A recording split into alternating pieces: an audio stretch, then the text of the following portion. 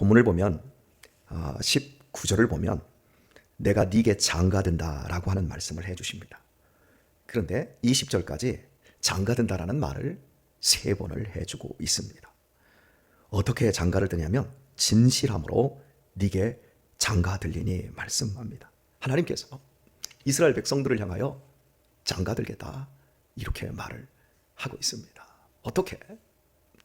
창조주 하나님께서 말도 징그럽게 듣지 않는 이스라엘 백성들을 향하여 내가 너희에게 장가들겠다. 3번 장가들겠다. 말씀을 해줍니다. 틀림없다라는 거예요. 혹시 여러분이 믿거나 말거나의 이야기일 수 있는데 오늘 이 설교를 저희 막내 누님도 듣고 있고 또 시골에서 우리 홍석순 성도님, 제 사촌, 이종 사촌 누님도 설교를 듣고 있습니다. 기억이라고 하는 것은 왜곡이 되기 마련입니다. 시간이 지날수록 기억에 뭔가 보태지고 또 기억에서 오류가 자꾸 생기기 마련인데 제가 어린 시절에 제 이모부에게 들었던 이야기가 하나가 있고 또 제가 직접 경험한 이야기가 있는데요. 하나는 제 이모부님께서 젊은 날 도깨비에게 홀려서 혼났다라고 하는 이야기를 들었습니다. 아침에 보니까 그게 빗자루였더라. 뭐 우리 동화에 나오는 이야기 있잖아요. 그런 것처럼 제 이모부님께서 구룡목 너머를 옛날에 굉장히 음습하고 좀 무서운 장소가 있었어요. 막 흙을 누가 던지더라는 거예요, 본인에게. 그래서 본인도 같이 흙을 던졌다고. 나중에 홀려서 그랬다 이 표현을 했어요. 그때 정확한 기억은 나지 않습니다.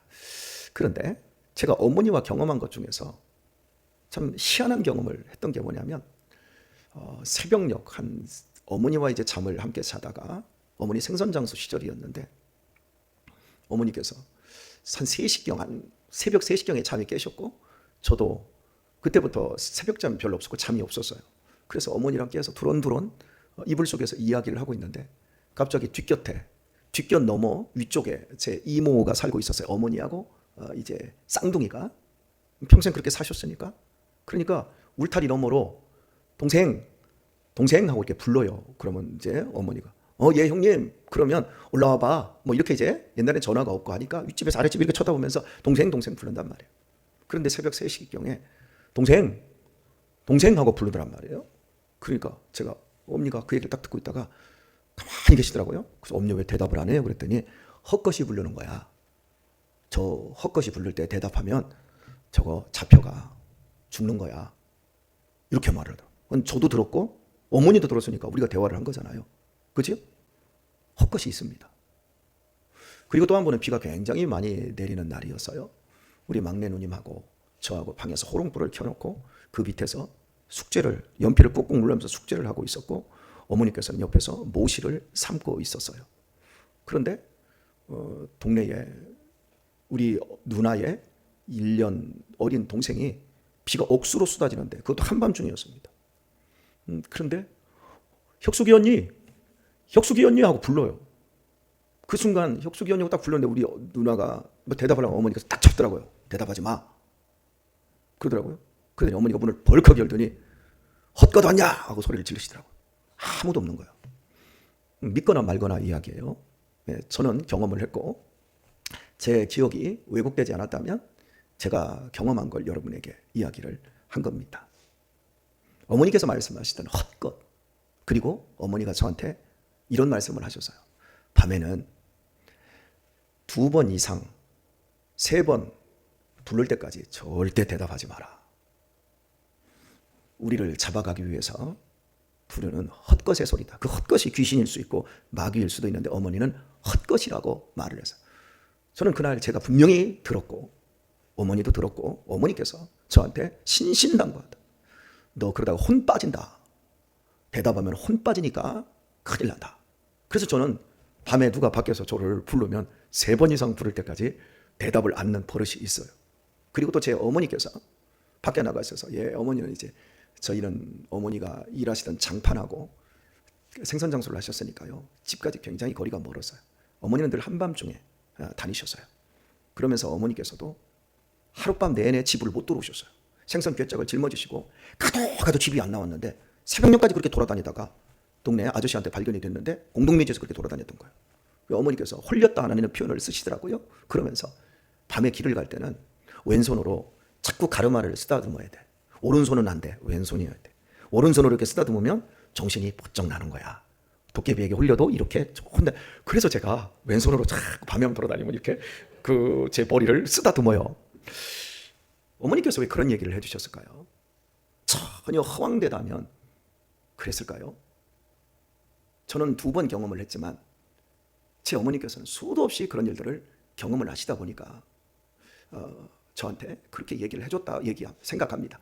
그런데 제가 오늘 왜 이 귀한 새벽 설교 시간에 이 쓸데없는 믿거나 말거나 한 옛날 이야기, 기억이 왜곡될 수도 있는 이야기를 여러분에게 하고 있는가 하면 오늘 본문에 하나님께서 이스라엘 백성들에게 3번 장가들겠다라고 하는 이 말씀을 보는 순간 오늘 말씀드린 그 생각이 딱 떠오르는 거예요. 그리고 이게 지워지질 않는 거예요. 어머니께서 어떻게 하셨지? 3번 장가든다라는 이 말을 틀림없다라는 말이거든요. 그러니까 헛것은 2번만 말하는데 진짜 참된 것, 그것은 3번 이상 말을 하는 거예요. 하나님께서는 이스라엘 백성들, 정말 인간 쓰레기 잡종 같은 종자들인 이스라엘을 향해서 이미 바람펴서 바알로 인하여서 더럽혀지고 음란한 자식까지 낳버리고 하나님이 화가 나서 니네 끝났어, 니네 거 다 뺏어버릴 거야. 그러더니 내가 계유하여 광야로 끌고 나가고 내가 너희들을 새롭게 할 거야. 거기서 포도원을 줄 것이고 내가 그곳에서 너희에게 소망 없는 악을 골짜기를 소망의 문을 삼을 거야. 이렇게 말씀하신 다음에 하나님께서 결국에는 내가 너희들에게 장가들겠다. 너희들 장가들겠다. 진실함으로 말한다. 너희에게 장가들겠다. 이렇게 말씀을 하고 있어요. 틀림없다라는 거예요, 여러분. 이게 제 마음속에서 그냥 나와버리는 거예요. 그래서 여러분에게 믿거나 말거나의 제 어린 시절을 이야기했는데 앞으로 밤거리 지나다니실 때는 왼손으로 이렇게 머리를 쓰다듬어 있어서 항상 정신을 바짝 차리시길 바랍니다. 여러분을 채가려고 하는 헛것들이 얼마나 많습니까? 낮에도 쓰다듬으십시오.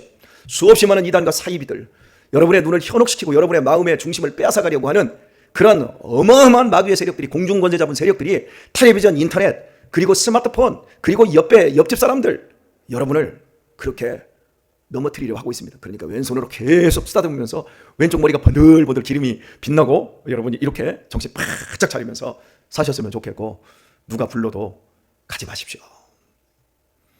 하나님, 확실한 하나님이 여러분을 부르실 때까지는 여러분이 불렀다고 대답하지 마시고 불렀다고 따라갈 필요도 없습니다. 아셨죠?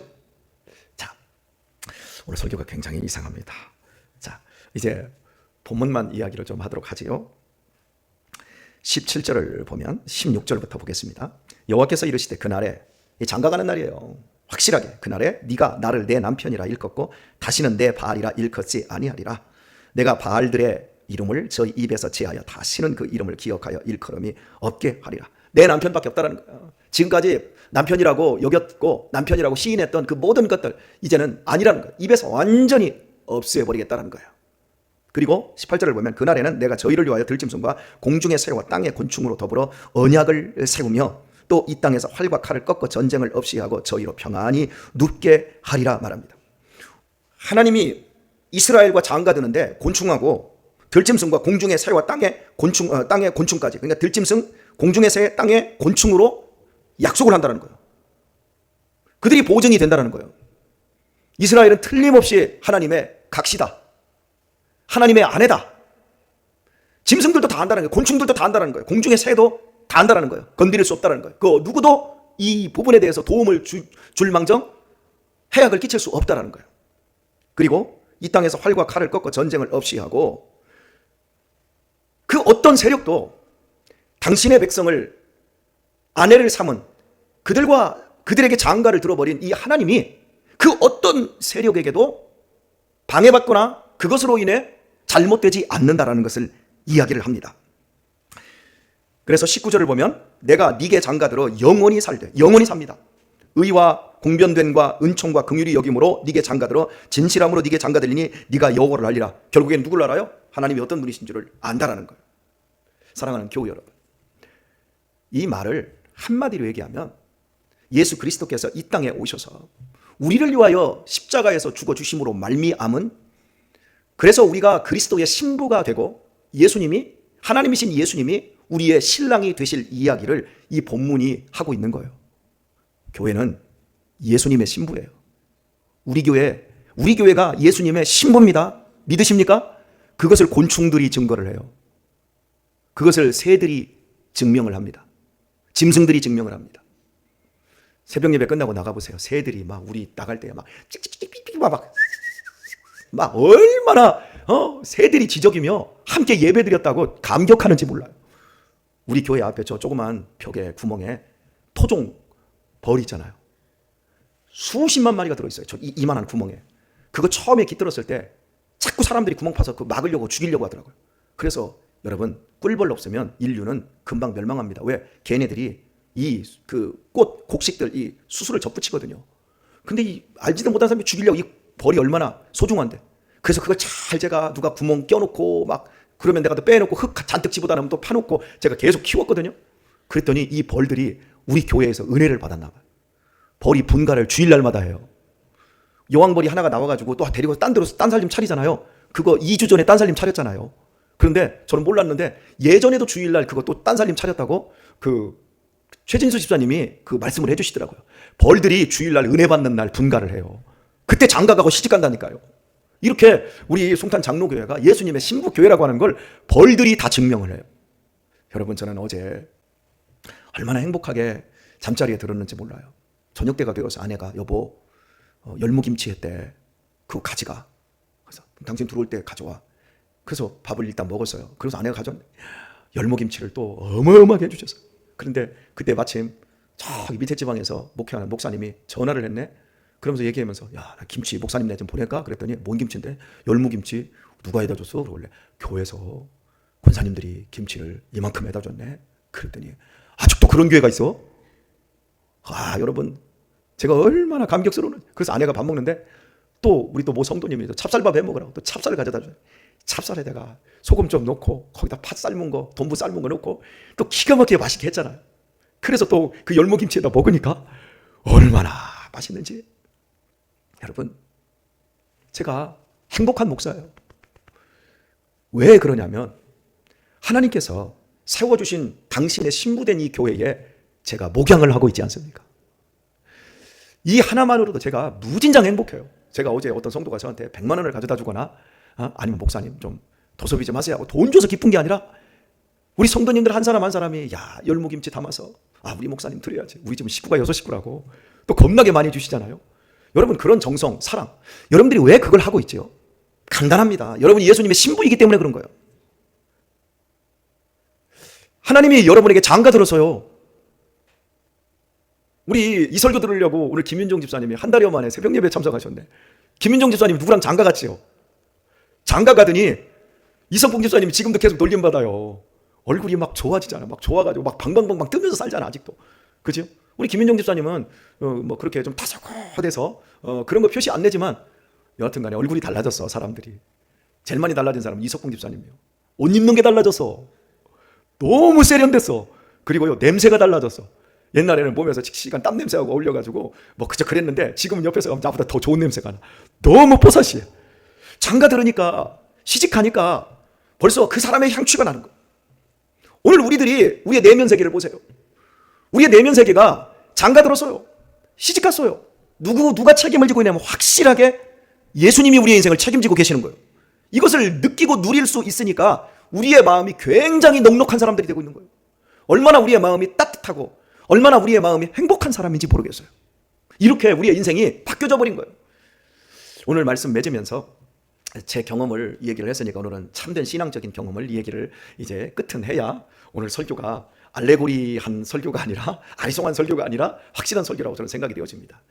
여러분, 한마디로 말해서 우리가 받은 복을 복음이라고 그래요. 그죠? 이 복음은 구원을 주시는 하나님의 능력이라. 모든 믿는 자에게 구원을 주시는 하나님의 능력이라. 복음은 내 것이 아니에요. 복음은 하나님이 우리에게 선물로 주신 거예요. 제가 로마서 설교를 할 때 복음을 여러분에게 그렇게 외쳤는데 그 설교가 1편에서부터 마지막 끝편까지 유튜브에 다 있어요. 무려 7년을 넘게 제가 설교를 했어요. 마틴 로이드 존스 목사님은 14년 하고도 못 마치고 죽었어요. 근데 저는 우리 한국교회에서 7년 동안 아마 제일 오래 설교한 목사일 거예요. 여러분에게 복음을 제가 확실하게 설교를 했는데 확실하게 설교한 게 중요한 게 아니라 여러분이 설교를 확실하게 알아들은 게 더 중요한 거여야 돼요. 여러분이 로마서를 읽고 나서 제일 먼저 외치고 느껴야 될 것은 이제는 아무렇게나 살아도 우리는 구원을 받는구나. 우리는 이제는 어떻게 이 땅에서 실패를 해도 우리는 틀림없이 하나님의 자녀로 천국을 가는구나. 이걸 여러분이 깨달았어야 돼요. 깨달으셨나요? 거의 대부분 우리는 내가 내 자신을 책임지려고 해요. 구원도 내가 내 자신이 책임지려고 하는 생각을 갖고 있어요. 여러분, 이거 위험한 거예요. 구원은 모든 믿는 자에게 은혜를 베풀어 주시는 하나님의 능력입니다. 선물입니다.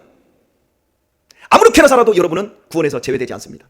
여러분이 인생에서 어떤 실패를 하고 어떤 도덕적으로 어떤 잘못을 해도 여러분은 틀림없이 하나님의 자녀로, 하나님의 신부로 하나님께서 책임져 주시는 사람입니다. 아멘을 못 하시잖아요. 왜요? 복음을 제대로 못 알아들으니까. 중요한 것은 이거예요. 아무렇게나 살아도 구원을 받지만 아무렇게나 안 살고 제대로 산다는 거. 복음을 깨달아요. 제가 신학교 때 이제 동기들하고 한 달에 한 번씩 이제 기도 모임을 했어요. 그걸 어디서 했냐면 수원에서 저쪽 남양 쪽으로 나가다 보면 칠보산이라고 하는 기도원이 있었어요. 그 칠보산 기도원에 우리가 이제 가서 이제 하루 동안 기도하고 아침부터 모여가지고 기도하고 점심 먹고 오후에 기도하고 또 저녁에 산기도하고 이렇게 기도 모임을 했는데 이제 모이면 이제 기도 인도를 누군가 해야 될 거 아니에요. 그죠? 기도 인도를 하고 나면 이제 비교가 돼. 같은 이제 전도사님들끼리인데 그런데 기도 인도를 누가 잘했느냐, 누가 은혜스럽게 했느냐, 그 기준이 뭐냐면 간단해요. 얼마나 많이 울렸느냐, 얼마나 많이 소리를 지르게 만들었느냐. 소리 지르면서 최고로 기도 모임을 잘한 건 소리를 아글아글 써서 지르면서 눈물을 흘리고 마지막에는 목이 커커하게 쉬게 만들면 그분이 기도의 능력과 은혜를 제일 많이 끼친 사람이 돼요. 그런데 여러분, 그때 기도인도 우리 기도 모임이 한 15명 정도였는데 누가 제일 잘했을까요? 여러분의 권 목사가 제일 잘했습니다. 왜냐하면 저는 레파토리가 있어요. 우리 어머니 생선장수하는 얘기, 그 얘기 하나 하고 거기에다가 예수님이 우리 위해서 십자가에서 못 박힌 것 찬송 있잖아. 몇 곡 있어. 거기 너 있었는가. 그리고 최후 승리를 얻기까지 주의 십자가 사랑하리. 그러면서 이렇게 제가 울먹울먹하면서 그렇게 하면 거의 다 울어. 그런데 아주 독한 것들이 있어. 아주 독한 것들이 안 울 때는 세상에서 방황 벌레만, 그것만 한 10번 해. 앞부분만. 그러면 다 울어. 그러면 이제 끝나고 나면 권 목사님 오늘 기도에 은혜 여러분, 울면 구원을 받는 것도 아니고 울면 소리를 지르고 목을 쉬면 우리가 하나님의 자녀가 되고 하나님의 신부된 증명서가 나오는 게 아니라 우리의 마음에 안 울어도 소리 안 질러도 목이 안 쉬어도 하나님이 내 남편이래. 남편이 나 책임진대. 그래서 나는 평안히 잘 수 있어. 나는 그래서 행복해. 내 실패가 내 실패일 뿐이지 내 실패가 하나님의 실패가 아니래. 하나님의 성공인 복음이 나를 감싸고 있어. 고마워. 교회가 아무리 부족하고 아무리 저 앞에 있는 목사가 정말 못나 보여도 하나님의 복음이 선포되는 자리, 내가 하나님께서 장가 들어주신 이 교회 안에 내가 있구나. 하나님 고맙습니다. 있으면 그 안에서 모든 걸 누릴 수 있고 모든 혜택을 입을 수 있어요. 사랑하는 교회 여러분, 헛것이 너무 많습니다. 헛된 소리들이 우리의 혼을 빼어가려 하고 있습니다. 주의하십시오.